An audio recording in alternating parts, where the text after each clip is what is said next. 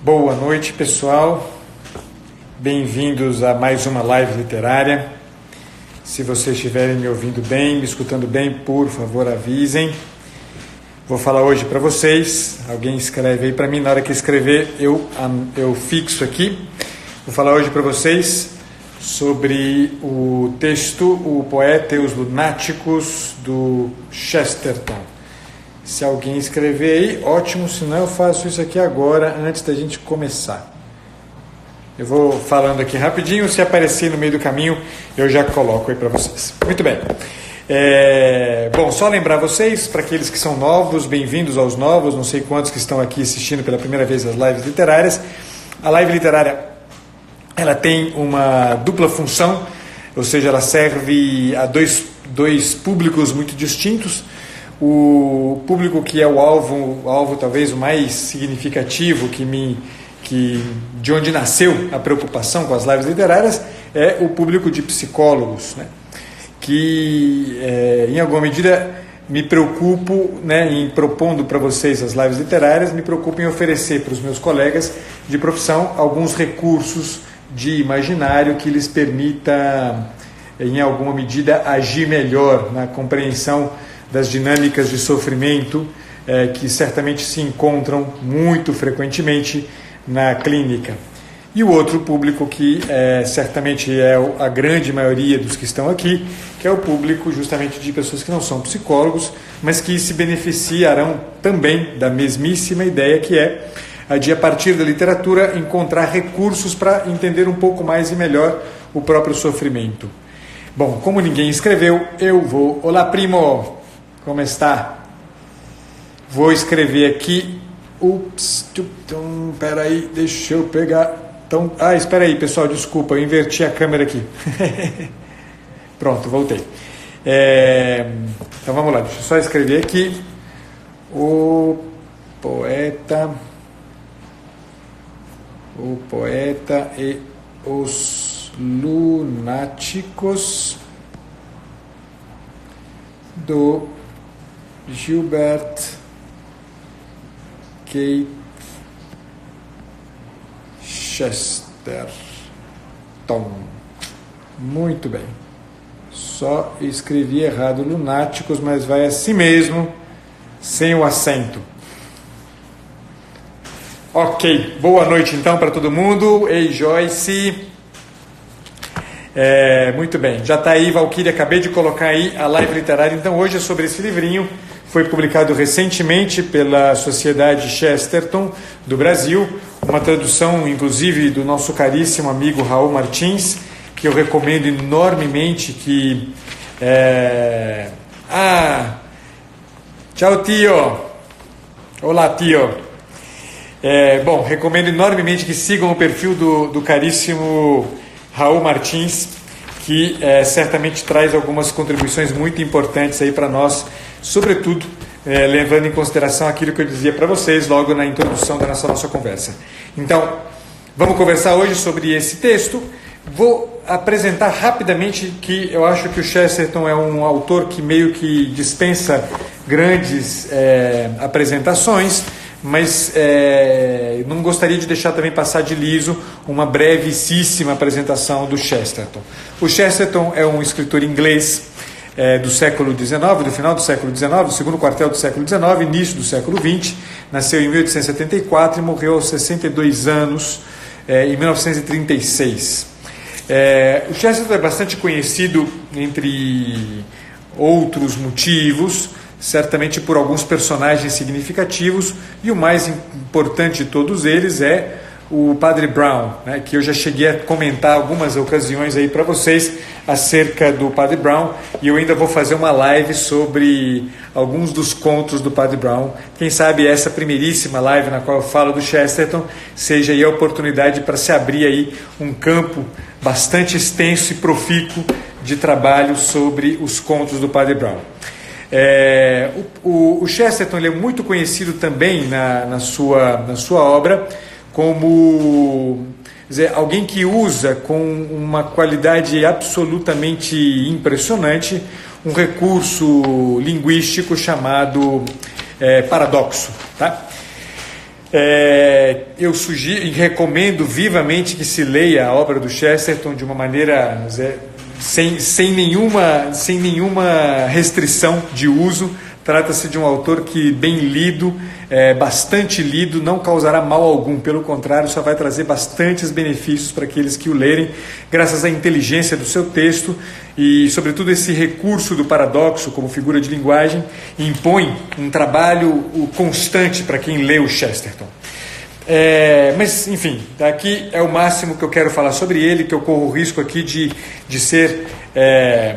tentando descrever adequadamente o pensamento, a obra e a contribuição do Chesterton, eu corro o risco de ser incompleto, e eu não gostaria. Então, paro aqui, deixo aqui a recomendação para aqueles que quiserem, né, uma lista boa de leituras acerca do Chesterton. A gente pode conversar depois no direct, é só me pedir que a gente posso passar para vocês algumas dicas importantes. Muito bem. O livro que eu vou apresentar para vocês, O Poeta e os Lunáticos, mostro aqui de novo a capa desse livro para vocês, recomendo que comprem. É um livro que tem como personagem principal esse poeta, né?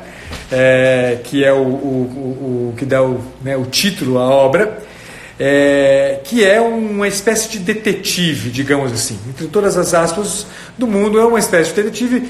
Eu digo espécie de detetive porque, na verdade, ele não está presente no livro, cumprindo o papel de detetive, mas ele acaba fazendo, né, muito bem este papel. Ele, na verdade, mais do que um poeta, ele é um pintor também, né, um poeta e um pintor, e o nome dele é Gabriel Gale.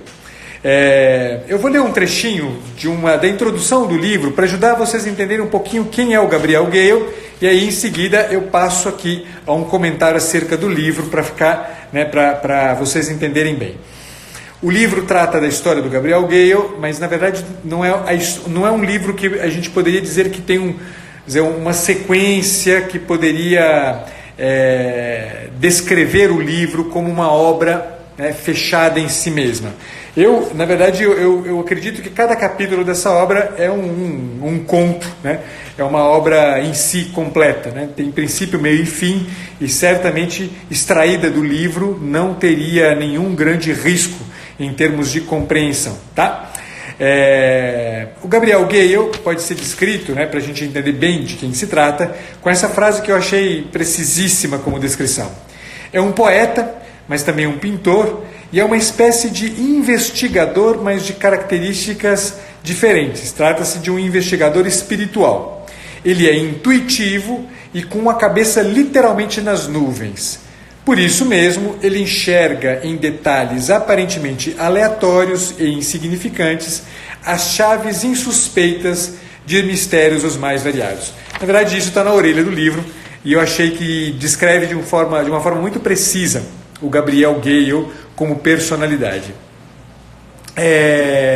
Esse livro ele foi escrito em 1929, e então ele é posterior, na verdade, né, ao surgimento aí da série de contos do Padre Brown, mas o Gabriel Gale tem algumas características, né, que o assemelham bastante ao Padre Brown, né? Mas é interessante que, se a gente pudesse fazer um paralelo mais preciso em termos de compreensão, né, de quem é o Gabriel Gale, muito provavelmente ele descreve, ele é uma descrição bastante precisa do próprio Chesterton, tá? Essa característica certamente muito poética, né, do Chesterton, e o uso que ele faz disso aqui tem, né, se encontra muito marcada aqui no desenho que ele faz deste personagem, o Gabriel Gale. Além de poeta, eu disse para vocês que ele é pintor, e a gente poderia aqui, né, identificar as características de cada uma dessas duas, né, funções que o Gabriel Gale cumpre na vida, né? Como pintor, né, em alguma medida o Gabriel Gale tem a capacidade de descrever, né, de representar aquilo que ele vê, mas de representar aquilo que ele vê sem, no entanto, medir a realidade. Então ele simplesmente representa. Então ele não está ali preocupado em fazer grandes juízos acerca do real, apenas em representar o real. É na qualidade de poeta em que surge na forma de atuação do Gabriel Gale aquilo que me interessa bastante valorizar aqui com vocês nessa live de hoje e no texto que eu vou apresentar para vocês deste livro. Que na característica dele como poeta, o Gabriel Gale, ele consegue descrever, mais do que descrever, desculpa, ele consegue explicar a realidade. E ele explica a realidade do jeito mais correto possível de se explicar, que é a forma poética. Abro um parênteses aqui rapidíssimo, sem grandes pretensões de ir mais longe, mas apenas para indicar para vocês, talvez, uma chave de leitura interessante, é que tem um autor que eu gosto muito, um autor francês, chamado Paul Ricoeur, que em um determinado momento da sua obra, ele chega a anunciar que certamente a forma mais adequada de relação com a realidade é, segundo as palavras dele, assumir um posicionamento que se caracterizaria como um certo realismo poético. É exatamente isso que o Gabriel Gale faz. Ele assume na relação com a realidade uma leitura do real que tem as características, as marcas disso que o Paul Ricoeur chamaria de realismo poético. Tá bom? Bom, não vou falar mais do que isso, tá? Me interessa apenas que vocês tenham isso em mente. Eu vou apresentar para vocês o segundo capítulo desse livro. Como eu disse para vocês, os capítulos, segundo eu penso, tranquilamente, podem ser vistos isolados, como todos complexos, quer dizer, eles dão conta em si mesmos, quer dizer, de toda uma história, tem princípio, meio e fim. E eu vou pegar este capítulo aqui como um retrato de uma série de características que aparecem ao longo de todo o livro. Eu poderia selecionar outros tantos. Eu gostei, desculpem, eu gosto particularmente deste capítulo por conta de um pequeno detalhe, um detalhe mesmo que não é nem importante para a compreensão e tampouco para que seja clara aqui a relação do tema com a live literária, como eu explicava para vocês no início, mas eu gosto, é um detalhe interessante.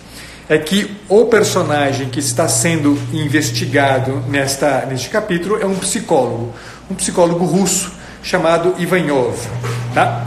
E aí vou agora descrever para vocês, em linhas gerais, do que se trata o capítulo, e em seguida eu passo a leitura de 4 textinhos. Eu selecionei 4 trechos curtos e que me parecem interessantes para nós psicólogos, certamente, vocês vão entender, mas também para cada um dos que aqui estão, para entenderem as dinâmicas humanas próprias que acabam vivendo. Esse capítulo chamado A Ave Amarela, ele tem início com o Gabriel Gale, rodeado por outros 4 pintores e desenhistas, na verdade, no alto de uma colina. Eles saíram todos para pintar, fotografar e desenhar, tá? Então são todos artistas e começa o texto, eles todos no alto dessa colina, de frente para um vale, um vale como todos os outros vales, a não ser por um detalhe, Neste vale se destaca uma casa, tá? Uma casa que incomoda a todos os desenhistas. Cada um deles que está ali fica incomodado de uma determinada maneira. São nomeados todos os desenhistas, não vem aqui ao caso nomeá-los, a não ser por um deles que me interessa particularmente, porque é um personagem fundamental do capítulo. Estão todos eles no alto da colina, tentando desenhar aquele vale que eles contemplam do alto da colina. E num determinado momento, um dos desenhistas, chamado Luc Walton, ele se mostra bastante incomodado por esse detalhe desse vale, que incomoda. Esse detalhe desse vale é uma casa, como eu disse para vocês, uma casa plantada no meio desse vale, que começa a incomodar particularmente ao Luc Walton. Um dos colegas desenhistas percebe que ele está incomodado e começa a entabular uma conversa, um diálogo com o Luc Walton. Esse desenhista chamado Gart, e eles então começam a conversar sobre... Desculpa, eu me enganei. O Luc Walton não é o que fica incomodado. O que fica incomodado é o John Mallow, tá? porque ele nomeia todos os 5, eu resolvi na minha cola nomear os 5 aqui, e aí eu acabei me atrapalhando. Mas o que fica incomodado é um camarada chamado John Mallow. Mas a história é a mesma, o John Mallow fica incomodado e esse Garth, né, percebe o incômodo e começa a conversar com ele. E na conversa já tem algumas coisas que são interessantes, porque nessa conversa, né, percebendo o incômodo, né, o Garth pergunta para o Mallow o que o incomodava e diz: olha, pode conversar comigo porque os nossos colegas estão todos distraídos, cada um cuidando aí, né, de si mesmo e da tentativa de representar esse vale. E então vem uma tentativa dele, né, de explicar o lugar que o Gabriel Gale, que estava lá nesse grupo, eu dizia para vocês, estava lá nesse grupo, como ele está naquela situação. E aí eu leio para vocês esse primeiro trecho interessante, porque o Gabriel Gale está deitado na grama, né? Ao invés de desenhar, ele está deitado na grama, contemplando o céu. E aí o Garth diz, né, para o Mallow: não se preocupa, porque nem o Gale está prestando atenção, que ele deve estar lá dormindo, né? E aí o Gale então responde: dormindo não, sonhando sim. Se você espiar o céu por um tempo, daí a pouco não há mais embaixo ou em cima, e tudo se vai tornando um sonho verde e vertiginoso, com pássaros que, aliás, poderiam muito bem ser peixes. Não passam de formas estranhas, multicoloridos e recortados contra o verde, o marrom, o cinza, e uma delas parece bastante amarela. O Garth então interrompe e fala: um martelo amarelo, suponho. Tem uma nota aqui: martelo amarelo é um nome dado a é uma tradução, né, de um nome dado a um pássaro inglês, que no Brasil, na verdade, tem o nome de escrevedeira amarela, mas que, em razão, né, das figuras de linguagem utilizadas pelo Chesterton, o Raul optou por manter, né, uma tradução ao pé da letra: martelo amarelo, que é o nome em inglês, Yellowhammer. Martelo amarelo, suponho, Garth observou. E aí o Gale disse: não, com um martelo não se parece, disse Gale molemente, sonhadoramente. Não é uma forma tão estranha assim. Ora, seu Palerma, disparou Garth, curto, mas não grosso. Que é que você esperava? Um martelo de leiloeiro? Vocês, poetas, que são tão bons quando o assunto é a natureza, não sabem nada da história natural. Bem, Mallow, ele então acrescentou, girando o corpo para olhar o companheiro: não há o que temer. Como você bem vê, se conversarmos sem gritar, ele não nos irá escutar. O que tem essa casa? Por que eu quis ler esse trecho para vocês? Para vocês terem um pouco a ideia de como o espírito do Gale funciona. O Gale é um camarada que funciona um pouco assim. Ele tem, né, alguém olharia para ele e diria: o lunático, na verdade, é ele, né? Porque ele fica olhando para a realidade e fica, né, fazendo elucubrações poéticas acerca do real. É apenas um detalhe que me interessa muito que vocês tenham claro. Por que me interessa muito? Sobretudo para os meus colegas psicólogos. Porque a forma como o Gale se relaciona com o real, como pintor que descreve a realidade sem medi-la, portanto sem julgá-la, mas como poeta que explica a realidade de uma forma poética, essa posição do Gale em relação ao real me interessa muito que a gente aprenda dela. Esse jeito de estar na realidade, entendendo que a melhor forma de entender o que é o real, a melhor forma de estar no real, não é medindo o real como um historiador natural, como um cientista, mas como um poeta. Um poeta que, no fim das contas, tem essa capacidade de estar no real e colher os detalhes do real, a fim de chegar a entender alguma coisa que, em geral, nos passa sem a devida atenção. Ele consegue, portanto, por via desse mecanismo chamado realismo poético, ele consegue entrar no real e ler as entrelinhas do real. Ler aquilo que a realidade de fato é por dentro, tá? Guardem isso porque é muito importante. Talvez para aquilo que nós vamos conversar aqui, para a apresentação do texto, que talvez não seja assim algo estonteantemente impressionante, talvez pudesse passar desapercebido. Mas o que eu quero é que vocês percebam que esta posição do Gale é que confere uma certa genialidade a ele na forma como ele vai interpretar a sucessão dos fatos. Então, voltamos aqui, fecha esse parênteses e voltamos à nossa cronologia aqui dos fatos no conto. O Gart e o Mallow, então, começam a conversar sobre a tal casa, né, lá no fundo do vale, e o Mallow revela, né, para o Gart que ele tinha uma relação, né, com os donos daquela casa. Em especial, ele tinha uma relação com a filha, né, da senhora Verney, que era dona da casa, a sua filha chamada Laura, com quem ele tinha uma relação afetiva, né, de proximidade afetiva. Mas, segundo Mallow, a Laura havia se envolvido, olhem só que coisa, havia se envolvido então com saindo um pouco do ritmo, né, da família Verney, a Laura tinha se envolvido com um cientista, tá? E por que isso aqui é sair da dinâmica da família Verney? Porque a família Verney é uma família tradicional, uma família para quem, né, as explicações acerca do real extrapolam o limite da cientificidade para se esboçar muito mais a partir de dentro de um certo padrão, né, conservador de atenção à realidade, que tem todas as características, portanto, de uma atenção, portanto, a uma leitura religiosa, digamos assim, do real. Tá? A Laura, portanto, ela é tida, inclusive, pelo Mallow, como uma espécie de insurgente, né? Um membro da família que é uma insurgente, né, na família Verney. E quem é o cientista com quem a Laura se envolve? É com um psicólogo moscovita, né, um psicólogo russo, chamado Ivanov. Tá? E o que tem esse Ivanov de característico? E o Mallow relata isso já nessa conversa com o Gart.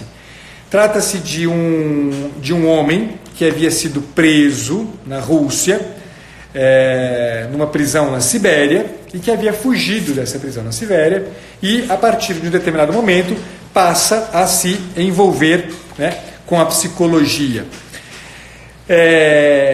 A sua prisão, ela na verdade tem que ver com uma coisa que havia acontecido antes, quando ele explodiu uma bomba caseira, né, aparentemente, né, sem querer. E isso aqui teve impactos que o levaram à prisão. Ele foge da prisão e se envolve com a psicologia e escreve um livro chamado, guardem esse nome, Psicologia da Libertação.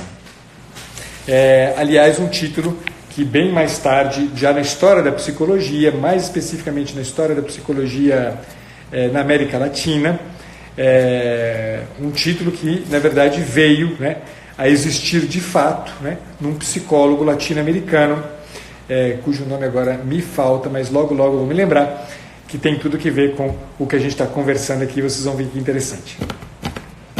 Leio agora para vocês um segundo trecho que tem que ver com isso aqui, porque agora nós começamos a entender um pouco mais e melhor, né, o que está em jogo nessa análise que o Gale vai fazer. Escutem. Isso aqui é o Mallow falando então para o Gart. Eu e ela, a Laura, gostamos muito um do outro. E não creio que ela me tome por um idiota. E nem creio ser eu um idiota. Mas de uns tempos para cá, todas as vezes em que nos encontramos, a coisa foi literalmente como um encontro na autoestrada, quando duas pessoas estão indo em direções opostas. Quanto mais vejo do mundo, quanto mais homens conheço... desculpa, perdão, pessoal, eu saltei uma frase. Direções opostas. E eu acho que sei o porquê. A sua alma é centrífuga e a minha centrípeda. Quanto mais vejo do mundo, aí sim, quanto mais homens conheço, livros vou lendo ou perguntas respondendo, tanto mais retorno, mais convicto sempre, àqueles lugares onde nasci ou brinquei em garoto, estreitando os meus círculos como um pássaro que volta ao ninho. Mais uma vez aparece o tema pássaro na nossa jogada, que dá título inclusive ao capítulo. Este me parece ser o fim de todas as viagens, e especialmente da viagem mais extravagante de todas, a de volta para casa. Laura, por sua vez, tem uma ideia bem diferente. Não se trata apenas de ela dizer que a velha casa de tijolos marrons lhe é como uma prisão, ou as colinas como gaiolas. Ouso dizer que sim, é verdade, as coisas podem ficar bastante tediosas num lugar assim. Há uma teoria também que ela deve ter pegado de seu amigo psicólogo. Está sempre a falar de como ali, em seu próprio vale, em seu próprio quintal, as árvores só crescem por irradiarem para fora. Palavra que, aliás, é o latim para ramificar. Diz ela que a palavra mesma, radiante, prova ser isso o segredo da felicidade. Há algo de verdadeiro aí, suponho. Mas quanto a mim, por assim dizer, irradio para dentro. É por isso que todas as pinturas que faço são deste cantinho minúsculo do mundo. Se eu tivesse como pintar apenas este vale, talvez chegasse a pintar-lhe o jardim. E pintado o jardim, quem sabe eu não me tornasse digno de pintar a trepadeira que lhe está abaixo da janela. Fecho isso aqui. Por que isso aqui me interessa? Vocês perceberam que de novo apareceu a figura do pássaro e agora apareceu, para além da figura do pássaro, a imagem da gaiola. E isso tem muito que ver com a ideia justamente do título do livro do Ivanov, Psicologia da Libertação. A Laura, né, no movimento dela centrífugo, né, ela é uma personagem que, segundo o Marlowe, ela se move sempre para fora. Ela quer sair, né, dos espaços fechados. Não à toa, né, ela se aproxima do Ivanov, um senhor já, tá? Não é uma proximidade que tem as características da proximidade da Laura com o Marlowe, é uma proximidade que tem todas as características de uma proximidade intelectual. Ela se aproxima do Ivanov a ponto de convidá-lo para passar uma temporada na sua casa, esta casa no fundo do vale. Tá? Então, o que está descrito aqui nesse trecho da conversa entre o Marlowe e o Gart é aquilo que, portanto, vai dar o cenário da nossa conversa, né? E aí eu vou começar a encerrar isso aqui para vocês entenderem onde eu quero chegar, porque para mim é muito importante.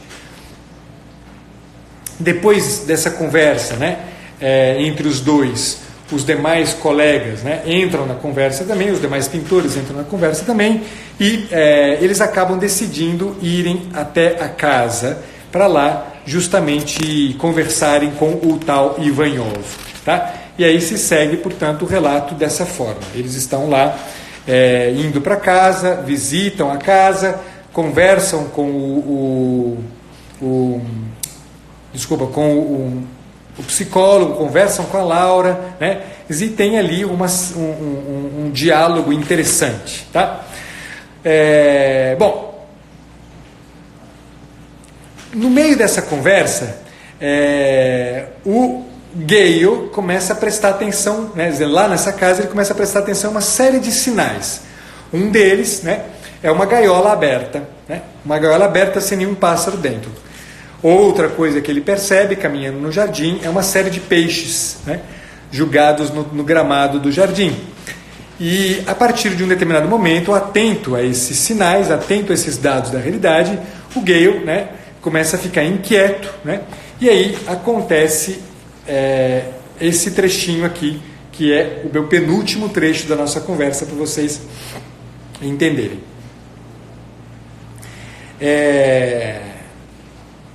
O Gale fica lá, né, disperso no meio da casa, e então surge o seguinte: o poeta tendia, e isto irresistivelmente, e aqui, pessoal, lembrem-se do que eu descrevia para vocês quando eu falava do Gale, como alguém que ajuda a gente a entender, como psicólogo, um certo jeito de atuar. Mas isso serve para você também, né? Dizer que na relação com a realidade pode aprender muito dessa forma de atuação.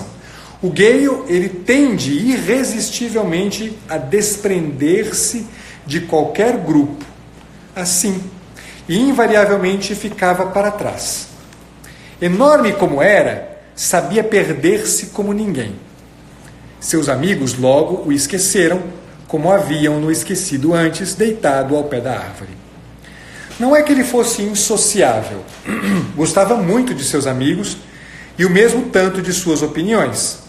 E lhe era sempre um prazer explicar estas, para aqueles.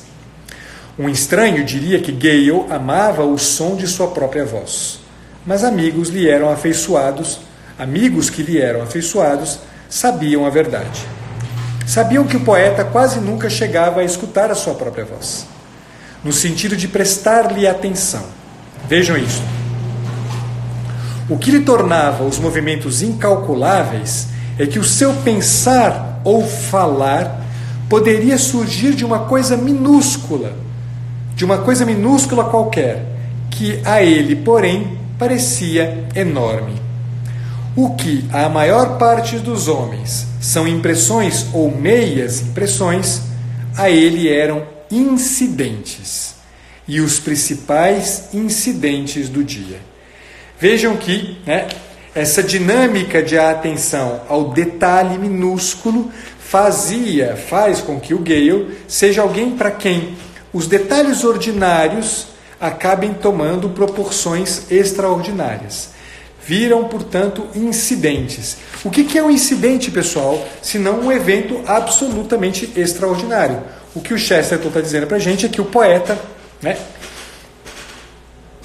com o seu realismo poético, é capaz de explicar a realidade de uma forma absolutamente indiscutível. Ele o faz justamente porque ele consegue perceber o detalhe e, no detalhe, aquele elemento de extraordinário que interessa em última instância.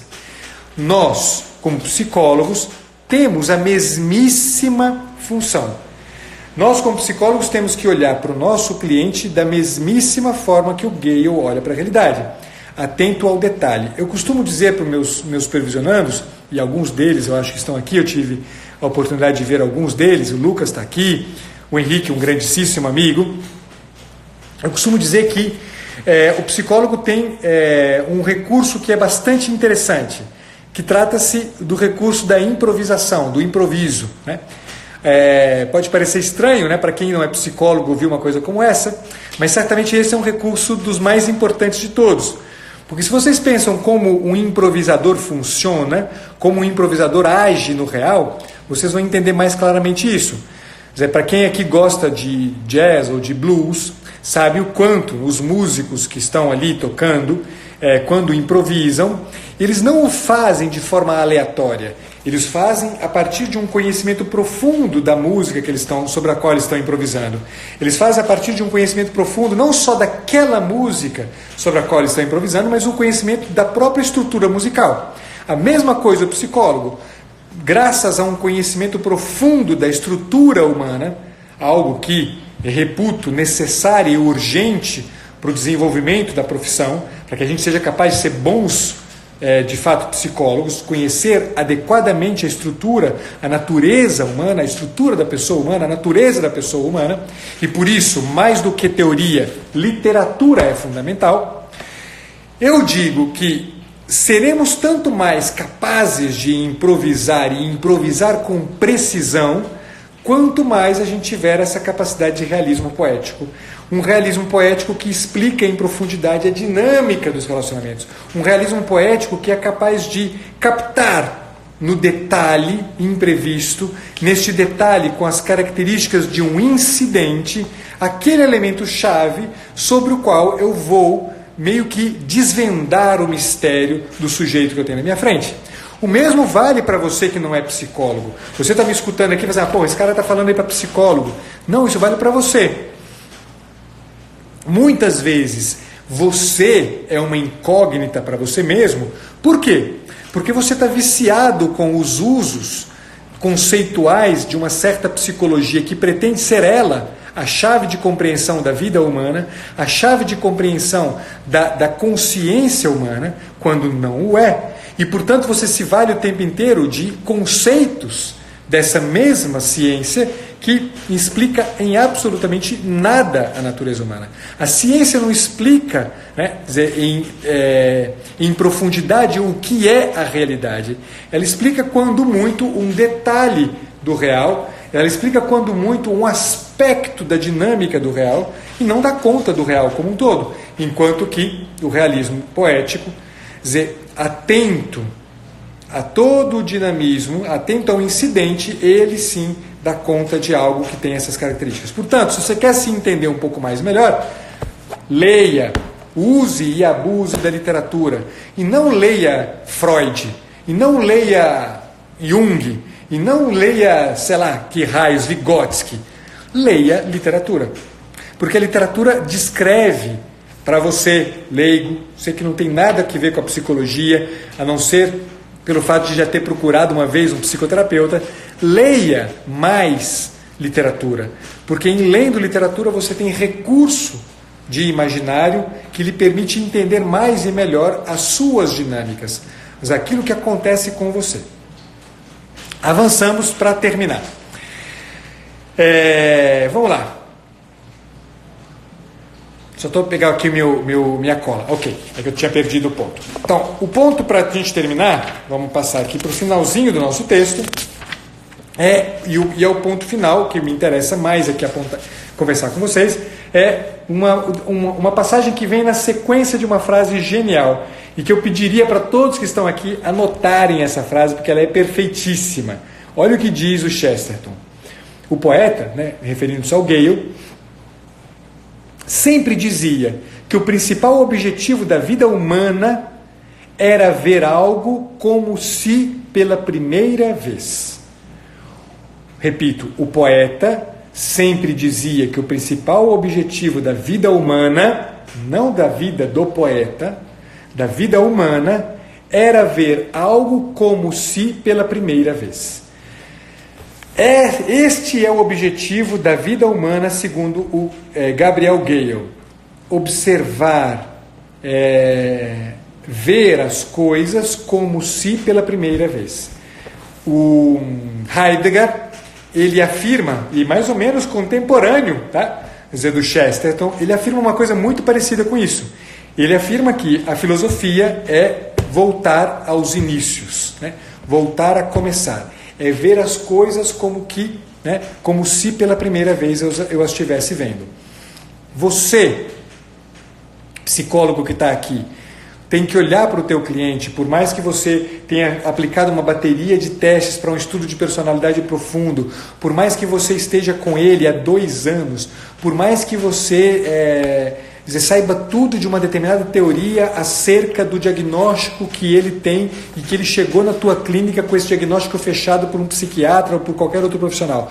Por mais que você tenha esses dados todos da biografia do seu cliente, você não pode deixar de debruçar sobre ele um olhar com essas características. Um olhar com as características do principal objetivo da vida humana. Olhar, ver algo como se pela primeira vez. Quando a gente está dessa forma na relação com o outro, você, meu amigo psicólogo, na relação com o teu cliente, mas você, mãe, você, pai, você, irmão, você, amigo de um amigo seu, você precisa assumir para si um posicionamento na vida com essas características, as características de quem olha pela primeira vez. Quem se coloca desse jeito, se coloca disponível a um realismo poético. Se coloca, portanto, disponível a entender a realidade com as características do poeta Gabriel Gale, ou seja, vendo-a verdadeiramente como ela é, como ela de fato é. Vendo a vida como de fato ela verdadeiramente é. E aí eu disse isso tudo para ler esse trecho final aqui para vocês, que eu acho que talvez seja dos mais importantes. Eu fiz 2 marcações aqui Bom, vamos lá, vai ser só uma, tá? Num determinado momento da conversa, o que acontece? O Gabriel Gale se volta para todos os amigos, né, pintores que ali estavam, e para Laura, vira para eles e fala: precisamos ir embora dessa casa já, urgente, né? Vocês precisam sair dessa casa agora. A Laura, que havia se aproximado, lembra? Desculpem. A Laura, que havia se aproximado do Ivanov por conta de uma espécie de insurreição contra o modelo tradicional da sua mãe, da senhora Verney, a Laura se volta para o Gale naquele momento e fala assim: mas eu não concordo com isso, me dê provas de que a gente precisa ir embora, né? E aí o Gale diz o seguinte: provas, sei bem o tipo de provas que você quer. As pegadas deixadas pelo extraordinário par de botas, ou a digital sangrenta comparada a outra na Scotland Yard, ou a caixa de fósforos convenientemente fora do lugar e as cinzas daquele tabaco único no mundo. Você acha que eu nunca li histórias de detetive? Bem, eu não tenho prova nenhuma neste sentido. Se lhe contasse as minhas razões, você diria que são a baboseira mais sem sentido já vista no mundo. Você tem de ou fazer o que mando e agradecer-me depois, ou deixar eu falar como quiser, e o quanto quiser, e agradecer a seu Deus por ter por ter chegado tão longe assim em direção à segurança. Mallow vinha olhando o poeta quieta e intensamente, como lhe era de praxe, e depois de uma rápida pausa disse: é melhor você nos dizer as suas próprias razões, do seu próprio modo. A falar a verdade, eu sei que você geralmente tem ótimas razões. E então ele começa a explicar. E aí eu leio, né, é o finalmente da nossa conversa aqui. E olha que coisa impressionante. Eu vou pegar a partir de um trecho aqui. Daí eu comecei a me perguntar, vagamente, como é que um canário... Porque o que acontece? Lembra que ele estava deitado na grama e ele disse que havia visto pássaros no céu, cinzas e marrons, né? E no meio daqueles pássaros cinzas e marrons ele havia visto um ponto amarelo. Isso deitado no gramado no alto da colina. Então, neste momento, depois dele ver, né, os peixes no gramado da casa, ele liga le concret, né, e faz essa passagem aqui. Daí eu comecei a me perguntar como é que um canário haveria de se virar no mundo dos pássaros. E como havia chegado lá? Lá onde? No meio daquele bando de pássaros marrons e cinzas que ele havia visto, né, no céu. Não pensei em nenhum ser humano em particular. Apenas vi, como numa visão, em algum lugar recortada contra o céu da manhã, uma janela escancarada e a portinhola de uma gaiola escancarada. Então, vi que todos os pássaros marrons e cinzas estavam tentando matar o canário e comecei, claro, como qualquer um faria, a pensar: será mesmo sempre bom libertar um pássaro? Guardem isso.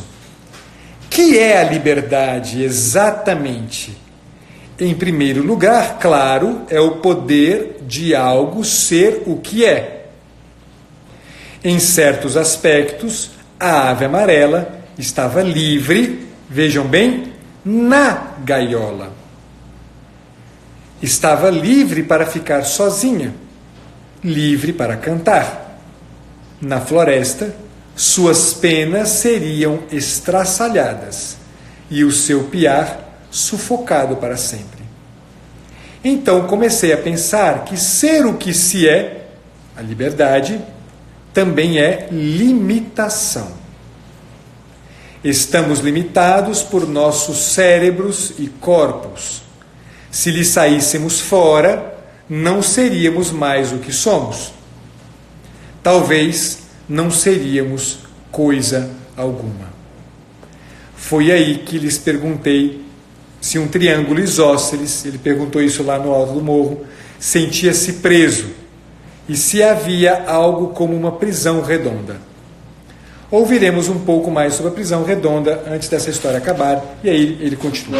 Eu vou parar aqui porque eu também não quero deixar vocês, não quero dar spoiler para vocês, mas esse ponto aqui para mim interessa muito e eu encerro a nossa conversa com isso, que era para variar, era para ser uma conversa curta e acabou se estendendo mais. Mas o que eu quero chamar a atenção para vocês? Nós, como psicólogos, né, vira e mexe, lidamos e temos que lidar justamente com esse requisito aqui. Né? Quer dizer, o ajudar o sujeito a ser ele mesmo, a ajudar o sujeito, portanto, a ser livre. O que muitas vezes acaba passando pela nossa cabeça? Acaba passando pela nossa cabeça algumas tendências bastante equivocadas de concepção, de compreensão da liberdade. Porque, segundo Gabriel Gale, a liberdade é, em certo sentido, uma limitação. De fato, se a gente concebe que a pessoa que nos pede ajuda, se a gente concebe que você, quando está precisando de ajuda, quando você presta atenção, que você, quando está precisando de ajuda, não está pedindo a libertação de uma determinada condição, não está pedindo que seja arrancado daquele condicionamento, mas que, na verdade, que você não esteja determinado por este condicionamento. O que a gente tem como psicólogo que fazer não é tanto arrancar os condicionamentos, que são limitações que se nos impõem na medida em que somos livres. A liberdade é, em certo sentido, sim, uma limitação. Quer dizer, o canário dentro da gaiola, ele é livre. O canário fora da gaiola, vejam bem, no exemplo, na metáfora, no paradoxo que o Chesterton está apresentando para a gente, o canário ele é muito mais livre estando na gaiola do que fora da gaiola. Porque na gaiola ele pode ser o que ele é. Na gaiola ele pode cantar, na gaiola ele pode ser amarelo e não estar destacado entre os cinzas e marrons. Ele pode, portanto, ser o que ele realmente é. Há circunstâncias nas quais o nosso cliente, há circunstâncias nas quais você, meu caro, você, minha cara, que está assistindo essa live, há circunstâncias que podem parecer uma prisão, mas no fundo são apenas condicionamentos para que você possa fazer uma experiência de verdadeira liberdade. Muitas vezes o camarada nos procura na nossa clínica, exatamente, Diogo, muito obrigado, né? Quer dizer, muitas vezes é o que o Frankl chama de liberdade para, né? Ao invés de liberdade de. Eu não tenho que ficar livre das circunstâncias que eu tenho. Eu não tenho que ficar livre dos meus condicionamentos. Eu tenho que ficar livre para, naquela circunstância, em alguma medida, eu experimentar mais completamente aquilo que eu sou. Quer dizer, como psicólogo, se eu não coopero neste sentido, o que é que eu estou fazendo? Eu estou ajudando o meu cliente a ficar bem resolvido, como se ficar bem resolvido fosse a solução para algum problema. Eu posso muitas vezes conceber o meu trabalho como libertar o meu cliente de um determinado comportamento incômodo. E isso não é liberdade, isto é, né, é arrancar de cena um condicionamento que se nos impõe. O que é pedido para a gente é estar lançado na circunstância e entender que aquela circunstância é lugar e pode ser lugar de liberdade. É lugar de um posicionamento diante da vida, como o Diogo está lembrando aqui. É um posicionamento diante da vida que me faz finalmente experimentar a minha condição humana como condição de verdadeira liberdade. De verdadeira liberdade mesmo, não de prisão, de escravidão às circunstâncias. Não de um movimento, né, custe o que custar, um movimento centrífugo que me arranca todas as cadeias, que me tira de todos os lugares, dizer, que me lança livremente para os espaços, né, mais do que para as circunstâncias concretas que eu vivo. Querem ser homens e mulheres livres, assumam as próprias circunstâncias, assumam os próprios condicionamentos como possibilidades para que vocês se posicionem livremente na vida. querem ajudar os teus clientes, senhores psicólogos, senhoras psicólogas, ajudem-nos a, em alguma medida, entender que a liberdade é, em alguma medida, limitação. Se a gente age assim com o nosso cliente, a gente o ajuda a viver melhor a condição que ele vive, a condição que lhe é dada a viver. A gente não tem que ficar arrancando os seus condicionamentos, a gente tem que lançá-los nestes condicionamentos de forma livre. Essa é a nossa tarefa, acompanhar o nosso cliente dentro deste condicionamento, de maneira a permitir que ele se coloque ali, naquele condicionamento, de forma completamente livre, ou seja, de forma humana, sendo ele próprio aquilo que ele é, limitado por essas circunstâncias. Eu, no alto dos meus 1,88 m, livre que sou, não sou livre, porém, para ser um jockey, né? Que precisam ser baixinhos, né? Eu, no alto dos meus... míope, né?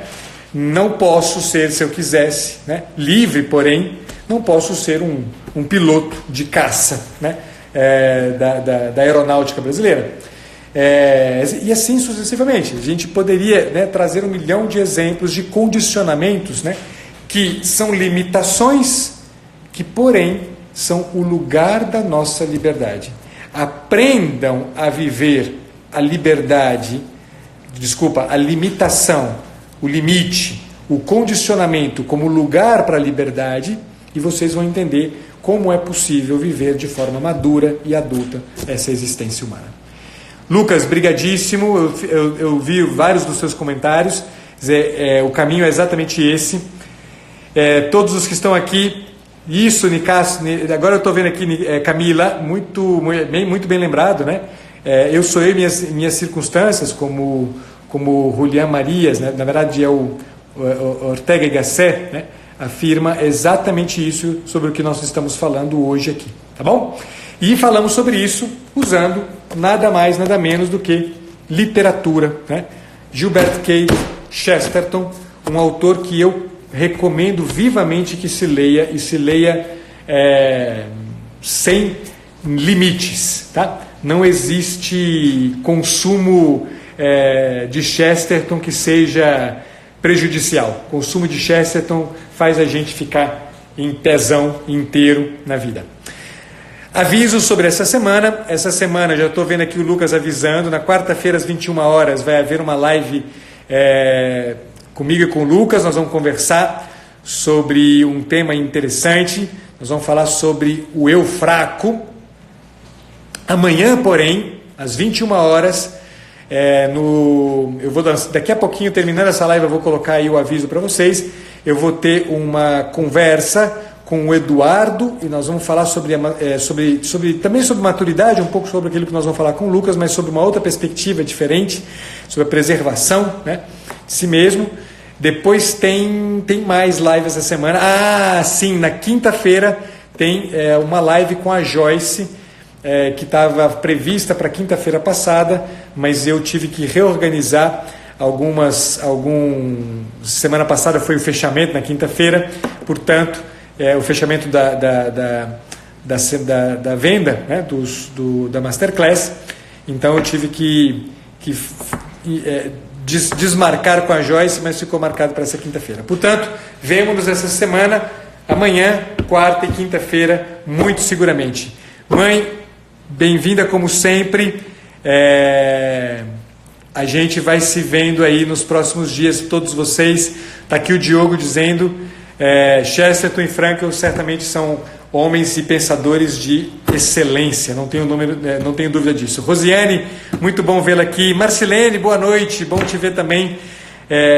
Boa noite, Ana, é uma alegria ter você aqui, minha amiga, muita alegria mesmo, fico feliz. Você está aí de madrugada, é verdade, sei disso. Um abraço grande para você, bom descanso. Boa noite a todos vocês, espero revê-los em breve, amanhã, às 21 horas aqui. Fiquem com Deus, até a próxima, pessoal.